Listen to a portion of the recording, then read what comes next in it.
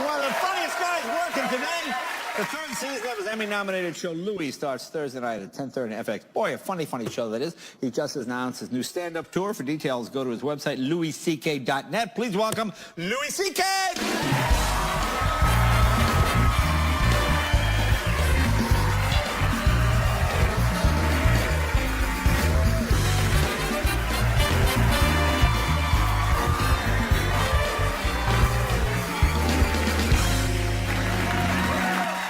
How you been? I'm okay. How are you? I'm all right. I'm fine. Everything is good? Yeah, I'm pretty happy to be me, you know? Yeah. I am. Well, sometimes, yeah, I used to wish I was a black guy. You used to wish you were a black guy. Now, Yeah. why that? Because they're cool, man. Yeah. Black guys, hey, you know, they're cool. Yeah. I did. I used to want to be a black guy. Yeah. Not anymore. But, sometimes I wish I was gay. Gay? Yeah. Okay. They're having a good time, those guys. You know? Appear I mean, to I be. don't want to be gay. I don't want to have gay sex. I don't want to be left out of things either, you know? Yeah. Like they're just, It's a fine line. yeah, when I see two guys kissing, I'm like, how come I can't kiss one of those guys? They're having a good time, you know? Right. But I don't desire to kiss a man. I just, you know, like being heterosexual is hard. It's It's a lot of work. Yeah, it is. Yeah. In what way? Well, it's a lot of pressure. We put it on ourselves. Heterosexual men worry that we'll be misidentified as gay. Like we're the only group that cares that you know what we are. Like there's no women that are scared somebody will think they're a lesbian. I never heard that. Right. And there's no gay guys that are like, they're going to think I'm straight. Like you never hear that. Right. But we worry about it. Yeah. And so it's limiting. Yeah. It's like there's things that we can't do that might be nice. All right. Like. Because we're worried folks will think, like I can't throw the word wonderful around. There's not a really effective heterosexual version of, oh man, that was wonderful. Right. Dude, that was wonderful. That strip club was wonderful. Yeah. Like it doesn't, Yeah. I can't tell if I have a straight friend, I can't say to him, I miss you.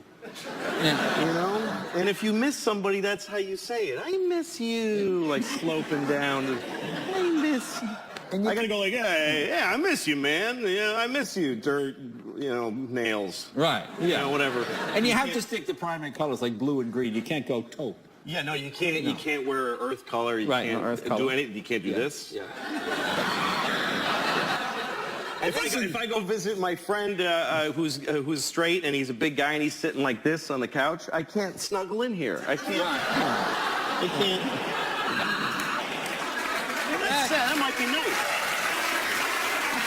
I would say that is probably the most heterosexual outfit I've ever seen. Yeah, this you have is- on right now. It just, you look like a man who tried to dress himself. It is.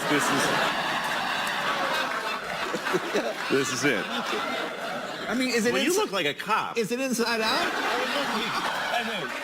You look like you're protecting the president. Well, this is my job. This is my uniform. I know. gotta You wear are, this. by the way, you are, and I hope I can say this without insulting you. Yes. You're the weirdest looking person on the planet Earth. Thank you. Thank you. That doesn't insult me at all. That's very I kind. don't mean that as a No, negative. no. It's just No. nobody, I can't It's just describe the you. fact that I have a full head of hair. That's what's telling you. Well, yeah, sure.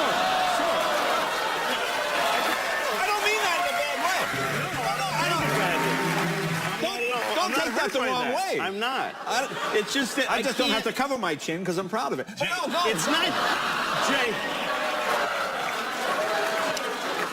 But go ahead. Jay, I'm sure if you weren't famous and you robbed a bank and the dude was describing you to like a police sketch artist, he'd be like, no, seriously, what did he look like?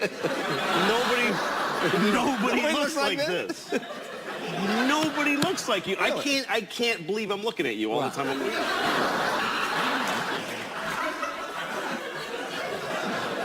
And if you robbed a bank, what? I'd keep the money and be happy. No, I'd say that. I'd be good at You it. just say, it's Mr. Potato Head. And they would go, oh. But enough about you and I. Yeah. How are your daughters? How are the two girls? Yeah, my two girls are great. They They're great. As long as I don't make a mistake, they'll be fine. You know what I mean? Like, the only thing I could do is screw them up. I don't think they're fine. Yeah.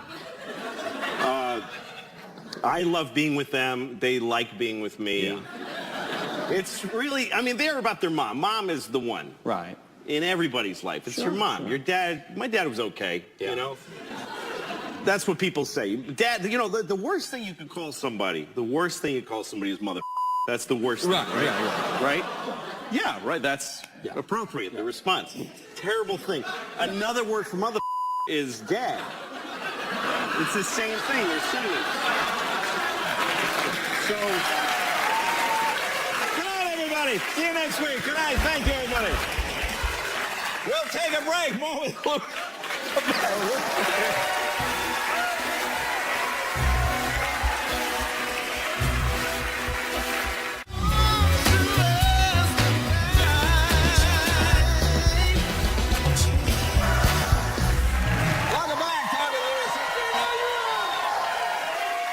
We're talking about your two daughters. You're raising them in New York City. Well, how is that? Is that tough? Is that hard? it can be. I mean, you're raising your kids in, it's a bad place, basically. Yeah. But you just adapt. I mean, you can't have the same parental rules and, like you try, when you have kids, you try to do everything just right.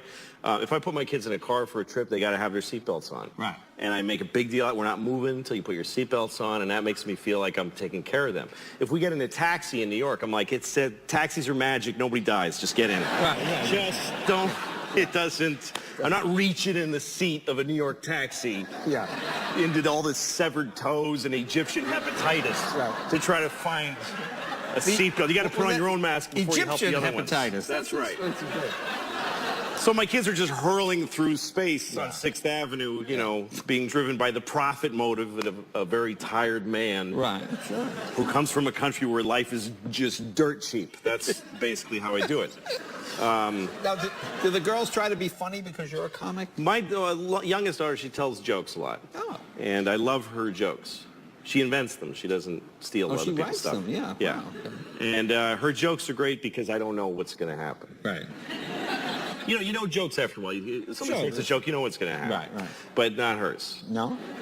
Here's a joke she told me the other day. She said, who told the gorilla that he couldn't go to the ballet? Right away, I love this. This is a great joke. I don't know this joke. I never heard it. I don't know. Who told the gorilla he couldn't go to the ballet? I said, who? And she said, just the people who are in charge of that decision. That's an excellent. So your material is very similar. Yeah. Apparently it's hereditary, not necessarily connected. That's right. Now you've been divorced for a while. Do you miss being married? No, I don't. I mean, I think. I guess you wouldn't be divorced. No, I wouldn't be. But you know what I mean. No, I've been divorced to her for about 4 years now, and we get along better now. My kid's mom is a great person, and we have a good relationship. And I look, I was raised. I love women. I was raised by a woman. I'm raising 2 women, and women are my whole life. I really love them a lot. I do. So you think women are better than men? Do you think? Well, no, I mean, I don't think women are better than men. Men are a lot worse than women, though. Right. Like, there's not even a comparison. Yeah. Like some people try to say, no, women cause, nothing. Yeah. It doesn't even touch the mayhem of just male nonsense and violence. Yeah. The worst thing you can say about a woman is that she's annoying to a guy. That's the worst thing. Sure. Men are so hard. Like a woman, you can say, like, my mom makes me feel stupid. Oh, really? My husband murdered me. Right. It's just a whole... Yeah, it's different. Yeah. So that would be worse. Kim Kardashian's annoying. Really? Hitler killed everybody. Yeah. There's not... That's an interesting... There's not... Even when you hear of a guy who's a great guy, he's an amazing guy. He's a big community activist. He's a good guy. And then it turns out he's been molesting kids for years. Right. Just years. Just tons. It's always tons of kids. Like nobody gets found guilty of 1 count. Right. Yeah. It's always like 50 or 100. He's just been doing it. Like, when did he have time to coach? Like, when did he have time to do his job? The most impressive thing is how good that offense was, considering how much time that dude spent. How good would Penn State be if that guy wasn't wasting his time? Yeah. But it went on for so long that nobody, by the time they caught him, he was done. He was like, I'm sick of it anyway. Like, he didn't even care.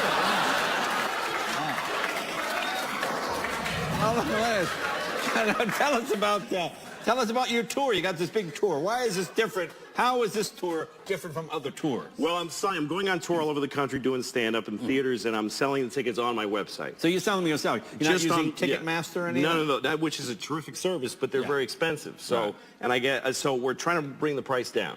So tickets are the same price all over the country, and they're very low prices, and you can only get tickets on my website. I see. Just like everything else. So, and you don't have to join anything. Right. You just go on, you buy a ticket, and you go to my show, you laugh, or you don't, and I don't care. And then, but you can only buy it on my website. Yeah, that's the new thing. So you're on the road a lot. You're going all over the country. Anything surprise you when you go to places? Well, I love seeing America. It's a great place, and the good and the bad, you know. Tell me about the bad. Okay, well, I was in Knoxville, Tennessee, which is it's a great town. They have a Dunkin' Donuts there. It's a nice town. Obviously. Yeah. So I'm in Knoxville. Really? I'm just saying. You brought it up. Really? Like I'm still wearing the donuts from Knoxville? That's what you're trying to tell me?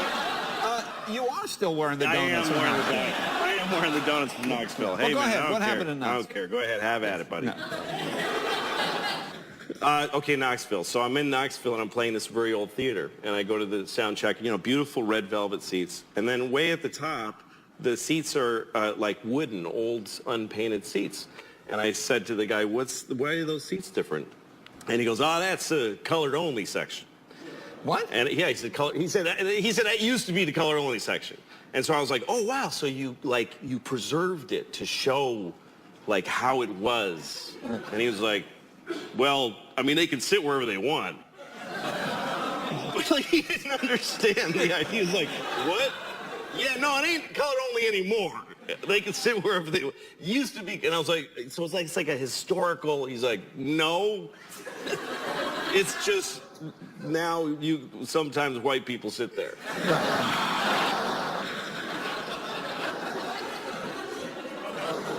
They handle that pretty well. Yeah, they did.